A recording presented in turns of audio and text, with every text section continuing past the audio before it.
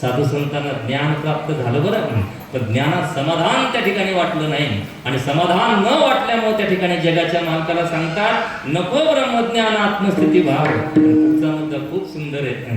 मी भक्त तू देव ऐसे करी देवा, मला असं वाटतं मी भक्त व्हावं आणि त्या ठिकाणी तू सगुण साकार रूप घेऊन माझ्या समोर प्रत्यक्ष प्रगट व्हावं आणि तुझी रोज त्या ठिकाणी माझ्या हाताने मी पूजा करावी, तुझं नामस्मरण त्या ठिकाणी करावं, तुझी भक्ती जीवनामध्ये मी करावे असंच त्या ठिकाणी मला वाटतं. हेच महत्वाचं आहे महाराज. याच्यासाठी कल्पची कल्प त्या ठिकाणी साधू संतांनी तपश्चर्या केली. ऋषीमुनींचा विचार करा ना महाराज. अरे कल्पची कल्प त्या ठिकाणी तपश्चर्या केली आणि तपश्चर्यानंतर त्या ठिकाणी जगाचा मालक प्रत्यक्ष प्रगट झाला. विचारलं मी प्रगट झालं मागा तुम्हाला काय मागायचं? म्हणलं देवा अरे काहीच मागायचं शिल्लक नाही रे. ज्याला मोक्ष आपण म्हणतो तो मोक्ष प्राप्त झालेला आहे. सर्व वासना त्या ठिकाणी गेलेल्या आहेत, कसलीच वासना नाही. फक्त एक वासना आहे, मला असं वाटतं की तुझा संग आम्हाला व्हावा.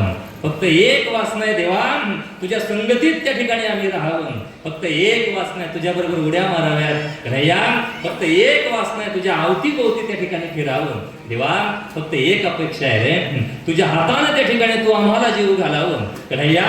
आमच्या हाताने आम्ही तुला जीव घालावं एवढीच अपेक्षा आहे. तुझ्या बरोबर उड्या माराव्या, तुझ्या बरोबर बागडावं, त्या ठिकाणी जीवनाचा आनंद तुझ्या बरोबर प्राप्त करून घ्यावा एवढीच अपेक्षा आहे. भगवंतानं भाव ओळखला, त्यांना त्या ठिकाणी संगतीची अपेक्षा आहे. आणि खरं सांगू भगवंतालाही हेच लागत होतं महाराज.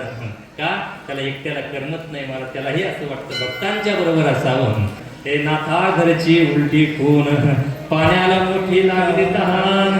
आता पाण्याला कुठं तहान लागते का महाराज? पण हा सच्चिदानंद घन असणारा परमात्मा, या परमात्म्याला त्या ठिकाणी आनंदाची तहान त्या ठिकाणी लागली आणि ही तहान त्या ठिकाणी भागवे कशानं? फक्त साधू संतांच्या संगतीत.